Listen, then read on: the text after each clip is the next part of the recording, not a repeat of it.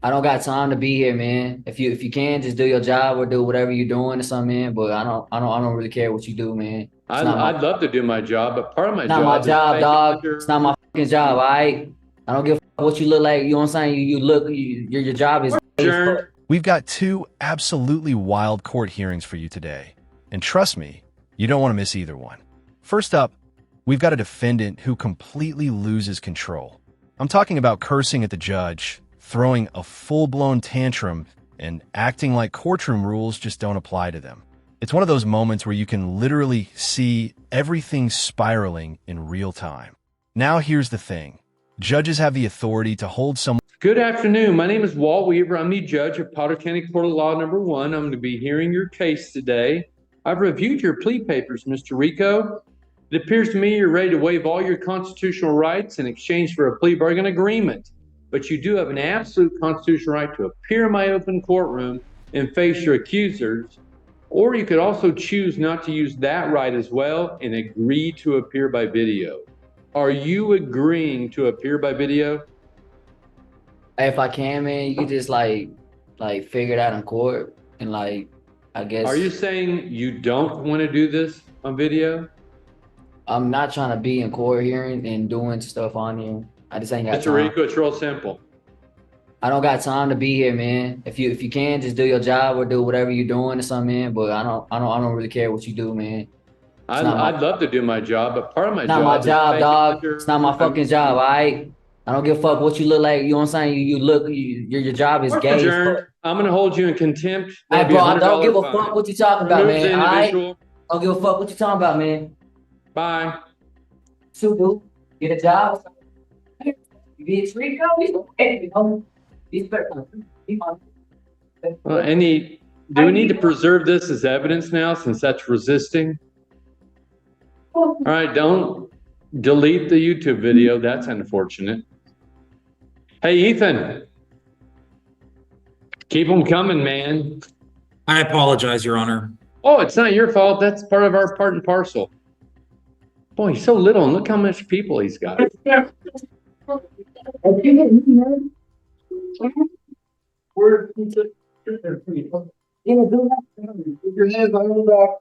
you please put him, Miss Morris, on a transport next time so we can get it done? Boy, if that's not the funnest name I've said all day. Man, it's too bad Mr. Rico could have gone home today. He decided he'd rather stay. You might have got a new prosecutor today. Well, it's all live. You saw him fight the deputy. Technically, he's under arrest in a jail. Do you have to prove that element? That definitely did not end well for Mr. Rico. Honestly, I have no idea what he thought was going to happen walking into that hearing. Did he really believe he could curse at a judge and somehow talk his way out of trouble? That's not how any of this works. When you step into a courtroom, there's a certain level of decorum expected. Judges are not going to let someone come in, disrupt proceedings, and openly disrespect the court without consequences. That's exactly how you turn a bad situation into a much worse one. What made this so wild is how fast it escalated. Most of the time, when defendants go off track, it's with long-winded arguments or sovereign citizen-style claims. But this was straight-up confrontation from a jump. You don't see that very often. It was intense, it was chaotic, and it completely backfired. But believe it or not, the next hearing might be... Mr. Briggs, you're before the court today making first appearance, Raymond, on 2 charges. The first is malicious mischief in the 3rd degree. It's a gross misdemeanor subject to 364 days in jail and a $5,000 fine. Second is harassment domestic violence. That's also a gross misdemeanor subject to 364 days in jail and a $5,000 fine. Because the charges have domestic violence enhancements, they are something where if you're convicted of them, it would result in your inability to possess firearms. If I you're don't own a convicted. firearm. That's what I Okay, told again, him. I have to let everybody know whether you have guns or not. So I was denied due process. I have paperwork that proves that I owned the car before I was married. So therefore the car is mine. And since we're in separation, no judge has divided property yet. So technically the car is still mine. So I wrote on my own car. That's a fact. Here's the paperwork. I We're sit not down at having the a bank. trial today. Well- We're having your arraignment. Okay. You're entering a not guilty plea. I was denied You've due told- process, hold on, sir. Hold on. You said I could You've told, speak. no, I didn't want didn't. to I said you should exercise your right to remain silent. not to, sir. Your attorney, if they were saying there, would not have you making factual statements on the record. That's my discretion, sir. Because I believe there's Fourth Amendment charges. I was denied all kinds of rights, and I will be coming back with a vengeance. I have Are you paperwork. threatening the court? I am not threatening the court anything. I'm not threatening anybody. You just- I have the you right said to you were sue. coming I have back the with right. a I have the right to sue this city, and that's what I just said. So if you want to take that farther than that, that's up to you. I did not say that. I'm You making said it you are clear. coming back with a vengeance. With an attorney. On It the doesn't have record, anything to do with me. That's not a threat to you. The city. I said I'm suing the city. So you do what you want today. Go ahead and hold me in contempt. Go ahead. I'm suing the city. I will be suing the city. If you will take that as a threat, then that's fine. I will be talking to the city attorney. I've already talked to the city. I'm talking to people. I talked to the police chief already. Yeah, I've seen how you've conducted yourself. Yeah, so far. that's right. Because I'm being wronged. It's my house. She had no business being there, and she hasn't even lived there for 6 months. She hasn't paid a bill for 8 months. She can't just come there. I have rights. You do? She just because she's entitled to So be again, able to we've- be on the again, property we've doesn't talked mean about- she can just come. We've discussed your rights today. We're not going to litigate your case today. Do I have the option to This is- speak with the city attorney This as is a well? criminal court. Do I have the option to speak with the city Not once attorney? you say you're going to be hiring an attorney. Do I have the option to speak with the city attorney? I'm not hiring an Not attorney. today. I want to speak with the city attorney. Not today. Okay, when would I be able to do that? That's me, sir, and I will give you my card. Okay, But we do have some release conditions we will be requesting. Okay. Go ahead, Ms. Carmen. Yes, Your Honor. We are requesting a formal no contact order with victim notification. it should have been me filing. Hold. She's Please, harassed sir. me. Please, sir, So what do you guys think so far? Are you buying his story?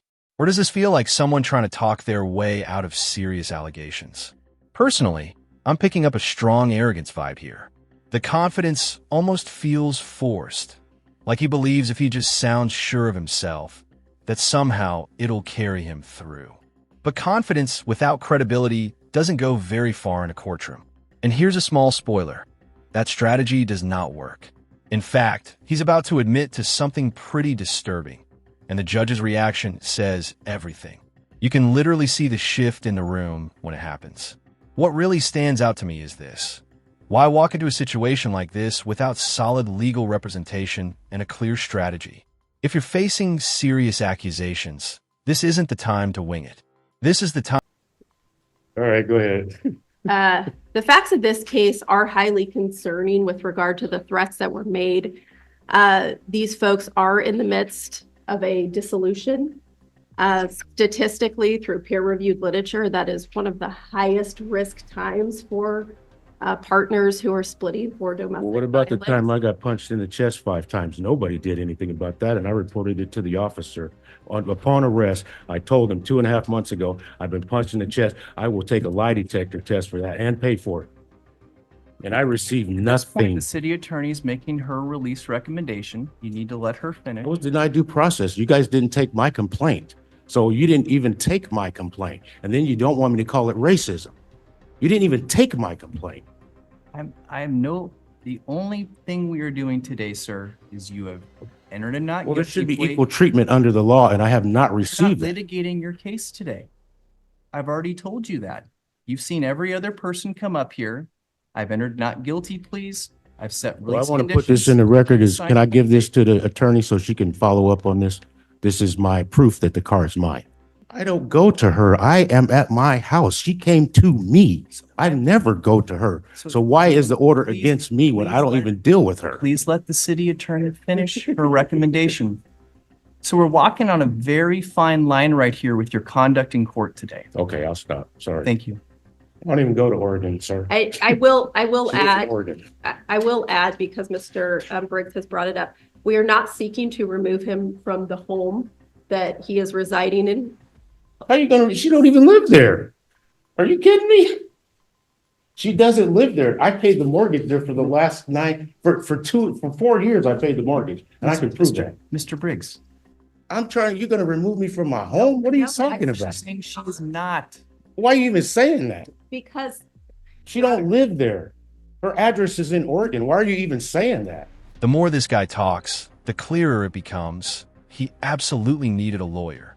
It's obvious he doesn't fully understand what's happening in his own hearing. And when you're in a courtroom, confusion is dangerous. Every word matters. Every answer has consequences. You can almost sense the frustration building. From the judge's perspective, it has to be exhausting trying to move things forward while someone clearly isn't grasping the seriousness of the situation. Here's what I'm trying to figure out. I will add, because Mr. Briggs has brought it up, we are not seeking to remove him from the home that he is residing in. How are you going to? She don't even live there. Are you kidding me? Your Honor, the reason that I'm bringing this up is that the victim has requested a civil standby so that she can go get her personal belongings from the home. Property has not been divided by the court. She has her personal items and her personal belongings. And then the court has to divide the property. That's what I've been waiting for. I've encouraged her to file the divorce papers, sir. I will be finished here shortly, Your Honor. The proposed NCO that we have drafted after contacting Battleground to make sure this is something that they could do. That's against the law. No way. Is that she can call for a civil standby where they would go to Mr. Briggs' home. She has the same 15 to 20. She can't come there and just take whatever she wants out of the home. It hasn't been divided by the divorce court. I believe she's demonically possessed by the Jezebel spirit. So I don't want her around me. There's a visceral reaction that I haven't felt around a person in many years. If I'm from here to her, I want to throw up. I literally cannot be around her. And I've required that she not come to the house. She came to the house because I refused to get the HELOC with her to help her pay off her bills. So she came to the house the next day, and then that's when everything started. I was sitting there with my brother-in-law, drinking beer by myself, like I always do. I didn't go to her. She came to my house. And she has forfeited, I haven't proved it, but she's forfeited her right to the property. She hasn't paid a single bill there in 8 months. And when she left, the moment that she took her and got a new bank account at Columbia Credit Union, that's the day of separation. That was over 8 months ago. She cannot just come to that property. I have jurisdiction for a victim to be able to retrieve property. What would I be keeping from her, sir? She has all of her clothing. There's a table and a side table in the bedroom. That's all that's there, and whatever's in the garage. I haven't kept her from anything. I'm trying not to kill her. There it is. He absolutely should not have said that. The second those words left his mouth, you could feel the shift in the room. Whatever defense he thought he was building, it just collapsed. And now the judge is about to respond. And it's not going to be gentle. Out of everything he could have said to support his case, that was probably the worst possible choice.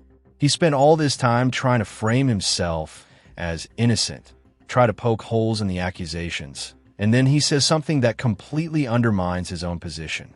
It's like he doesn't fully grasp how serious this moment is. Instead of helping himself, he keeps digging deeper. The more he talks, the worse it gets. At this point, it almost feels like he's arguing emotionally rather than strategically, and that never plays well in court.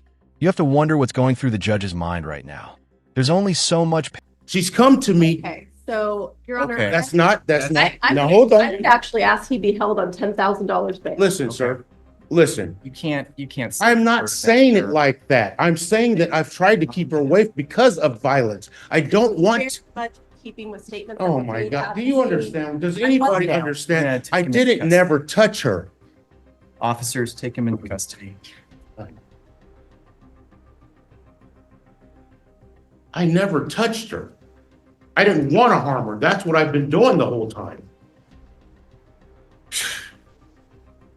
Man, I'm getting crunk down here, and it's gonna be on. This is prejudice and Okay, racist as hell. I'd like no bail. You're racist. Well, I have he not just done threatened- anything to her. He just threatened to get crunk on the court. So what? What is that? So you're taking away my freedom of speech? I can't express myself now? Can't I threaten. haven't committed any crime. I haven't touched anybody. All right. So I don't want her at the house. That's what I've tried to avoid. at this stage, we're gonna set Mr. Ain't never, Briggs. she punched me in the chest. I'm prosecuting her, so you take that. I want to see somebody about that right We're gonna now. set Mr. Briggs. And I'm pressing charges on her. Out 1 week. She punched me 5 times, and I will take a lie detector and pay for it. Can I speak to somebody and press charges on her? 12th of December, You 2024 know what I'm saying?